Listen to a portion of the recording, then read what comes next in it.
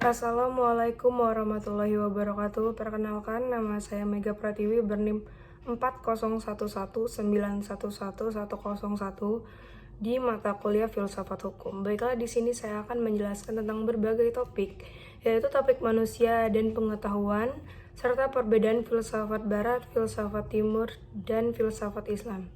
Baiklah, konsep tentang manusia dan pengetahuan sudah sejak lama menjadi perhatian para filsuf Yunani seperti Plato. Misalnya mengatakan bahwa manusia terdiri dari dua unsur, jiwa rohani dan tubuh atau jasmani. Dua unsur ini memiliki esensi dan karakteristik yang berbeda.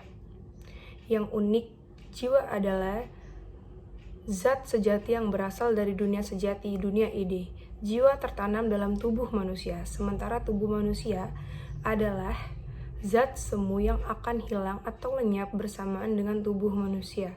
Sedangkan ide tetap abadi. Sesuatu yang abadi terperangkap di dalam sesuatu yang fana. Tubuh adalah penjara bagi jiwa. Sebagai zat yang berasal dari dunia ide, jiwa ingin selalu kembali ke dunia sejati. Manusia yang bagian sejatinya adalah jiwa yang terperangkap dalam tubuh, selalu merasa tidak bebas selama tubuhnya mengungkung jiwanya. Untuk membebaskan jiwanya dari dunia fana dan kembali ke dunia idea, manusia harus memenuhi dirinya dengan hal-hal yang menjadi sifat utama. Sifat utama itu adalah rasionalitas, keutamaan moral, dan kebijakan selama hidup di dunia. Sementara tentang sebuah pengetahuan, Plato mengatakan bahwa pengetahuan terdiri dari dua macam. Pertama, pengetahuan yang diperoleh melalui pengalaman atau indera, pengetahuan pengalaman. Kedua, pengetahuan yang diperoleh melalui akal. Plato berupaya membandingkan kedua pengetahuan tersebut dan mempertimbangkan kebenaran di antara keduanya. Kemudian untuk memecahkan persoalan tersebut, Plato menyatakan bahwa manusia sesungguhnya berada pada dua dunia. Pertama, dunia ide, yang bersifat tetap satu macam dan tidak berubah. Kedua, dunia fisik atau dunia pengalaman yang bersifat tidak tetap. Sebagai contoh, banyak segitiga yang bentuknya berlainan menurut pengetahuan indera atau pengalaman. Tetapi dalam ide atau pikiran, bentuk segitiga itu hanya satu dan tetap, dan ini menurut pengetahuan akal. Baiklah, lanjut kepada topik filsafat barat. Filsafat barat yaitu sebutan yang digunakan sebagai pemikiran-pemikiran filsafat dalam dunia barat atau osidental. Biasanya, filsafat terdiri atas dua garis akbar, yaitu filsafat barat dan filsafat timur. Filsafat barat beda dengan filsafat timur atau oriental. Awal dari sebutan filsafat barat ini dari hasad sebagai mengarah untuk pemikiran atau falsafah peradaban barat. Masa awal mulanya dimulai dengan filsafat Yunani di Yunani lawas. Pada masa ini beberapa akbar bumi sudah dicakup, termasuk Amerika Utara dan Australia. Penentuan wilayah yang menjadi bagian dalam menentukan arus mana suatu pemikiran atau filsafat itu lahir menimbulkan perdebatan. Perdebatan terjadi sebagai menentukan wilayah seperti Afrika Utara, beberapa akbar Timur Tengah, Rusia, dan pautannya. Kata filsafat dalam bahasa Indonesia, filosofi dalam bahasa Inggris berasal dari bahasa Yunani lawas yaitu philosophia, yang secara literal bermakna kecintaan untuk perkataan. Kata mutiara dalam guna pengetahuan. Dalam guna kontemporer, filosofi barat merujuk pada dua tradisi utama, filsafat kontemporer, filsafat analitik, dan filsafat kontinental. Baiklah, lanjut kepada filsafat timur. Filsafat timur merupakan sebutan bagi pemikiran filosofis yang berasal dari dunia timur atau Asia, seperti filsafat Tiongkok, filsafat India, filsafat Jepang, filsafat Islam, filsafat Buddhisme, dan sebagainya. Masing-masing jenis filsafat merupakan suatu sistem-sistem pemikiran yang luas dan plural. Misalnya saja, filsafat India dapat terbagi menjadi filsafat Hindu dan filsafat Buddhisme, sedangkan filsafat Tiongkok dapat terbagi menjadi Konfusianisme dan Taoisme. Belum lagi banyak terjadi pertemuan dan percampuran antara sistem filsafat yang satu dengan yang lainnya. Belum lagi banyak pertemuan dan percampuran antara sistem filsafat yang satu dengan yang lain. Misalnya, Buddhisme berakar dari Hinduisme, namun kemudian menjadi lebih berpengaruh di Tiongkok ketimbang di India.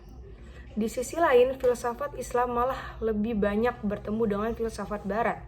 Akan tetapi, secara umum dikenal 4 jenis filsafat Timur yang terkenal dengan sebutan 4 tradisi besar, yaitu Hinduisme, Buddhisme, Taoisme, dan Konfusianisme.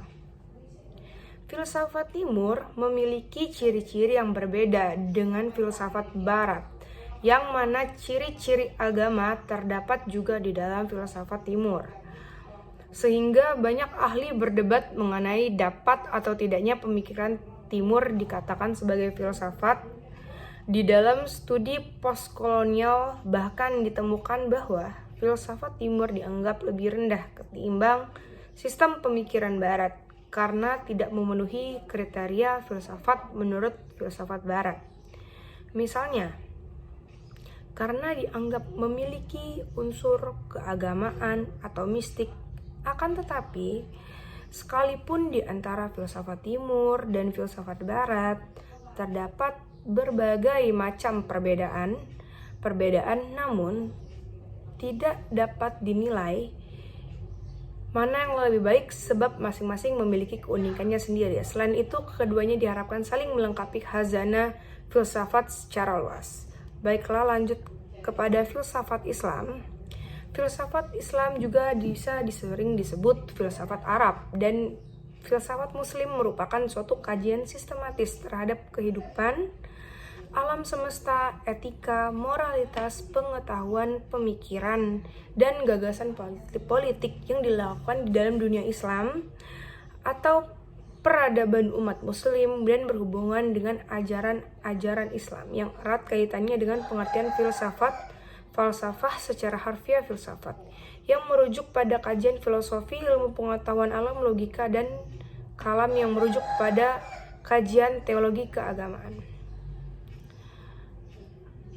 Aktivitas yang berhubungan dengan kajian filsafat Islam kemudian berkurang pasca kematian Ibnu Rushd pada abad ke-12 Masehi. Terdapat banyak pendapat yang menganggap Al-Ghazali adalah sebagai sosok utama di balik kemunduran kajian filsafat Islam. Gagasan Al-Ghazali yang diterbitkan dalam bukunya Tahafut al-Falasifah dipandang sebagai pelopor lahirnya kalangan Islam konservatif yang menolak kajian filsafat dalam Islam. Buku ini membuat kritik terhadap kajian filsafat yang ditawarkan oleh filsuf seperti Ibnu Sina dan Al-Farabi yang dianggap mulai menjauhi nilai-nilai keislaman.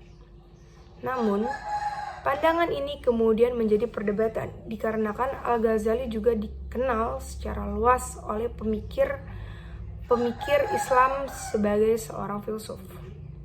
Bahkan, dalam pendahuluan di buku tersebut, Al-Ghazali menuliskan bahwasannya kaum fundamentalis adalah kaum yang beriman lewat contekan yang menerima kebohongan tanpa verifikasi.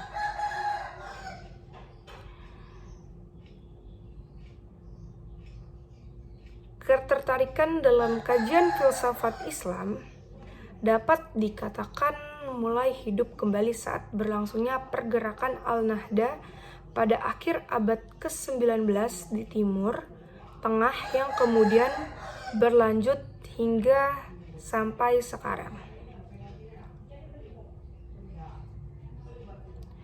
Baiklah,